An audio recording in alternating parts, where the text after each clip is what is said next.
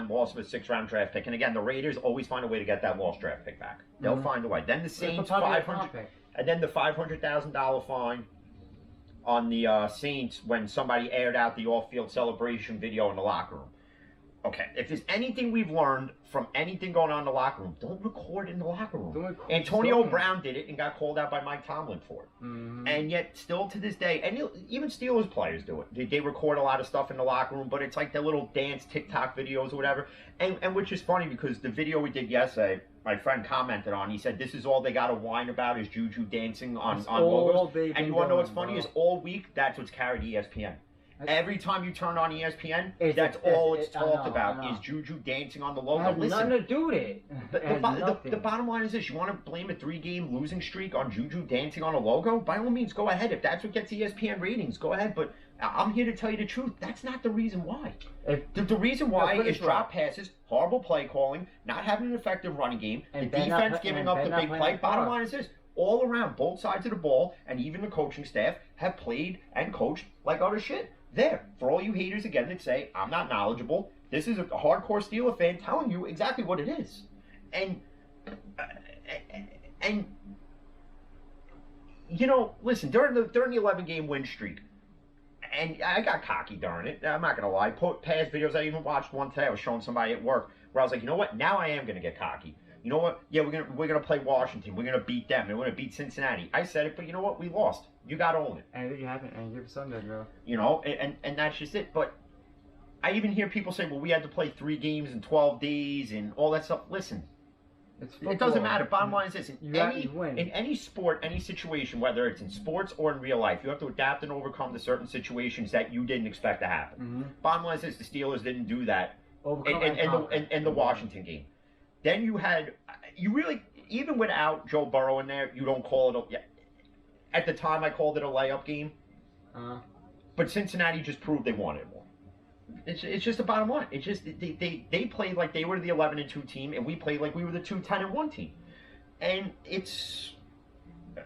was a garbage game from start to finish. It was just garbage. It just really was. Ben's just throwing balls wherever he feels necessary. They're getting picked off. Because the defense knows what's coming before we even call the play. It was like when Lamar complained about, oh, well, they know our offensive plays. Well, guess what, genius? Change them. Change the plays. I get mid-season, it's hard to create a new playbook, but is it really that hard? No. If you're a smart offensive coordinator, you can write a whole new playbook. I could draw one up right now, probably take me an hour. And Fichtner doesn't do that. Oh, let's just run out with this friggin' stupid little bubble screen play. Every single time. Oh, let's just do this. Oh, let's heave it down the field on 3rd and 1. You need 1 yard, just sneak it with Ben. Sneak it with Ben. And I even got to read today, and I read it last night, that certain Steeler fans want to see Mason Rudolph start now.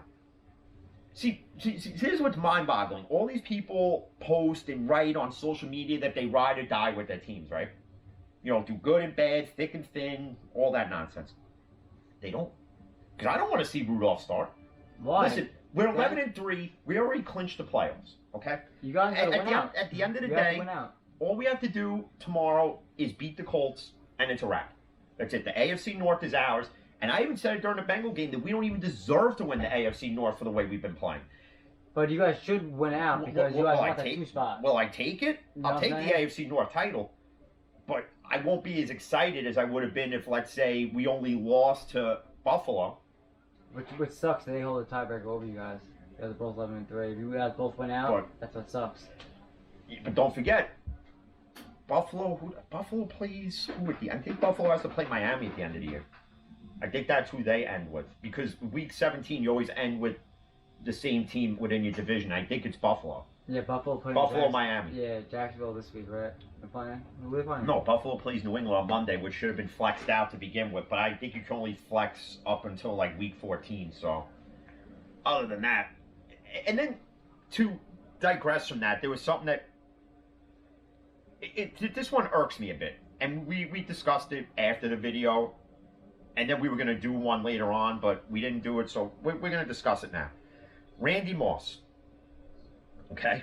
Randy Moss comes out and says he's the greatest wide receiver of all time. One of the, yes, I agree. One of the. He's one Jerry Rice, of, hands down. But Jerry Rice. When it goes down in the history books, it's Jerry Rice 1. and then it's Chris Carter at 2. In my opinion. Yeah, Chris Carter, which was his Then right it's Michael hand. Irvin at 3. Yep. Okay. He's saying that it's Randy Moss at 1. It's Terrell Owens at 2. T.O. was top 5 though. I think Randy Moss, once he quit football, started hanging out with Josh Gordon and smoked way too much weed. Because to think in that regard that he's the best receiver of all time, Jerry Rice said you could think that all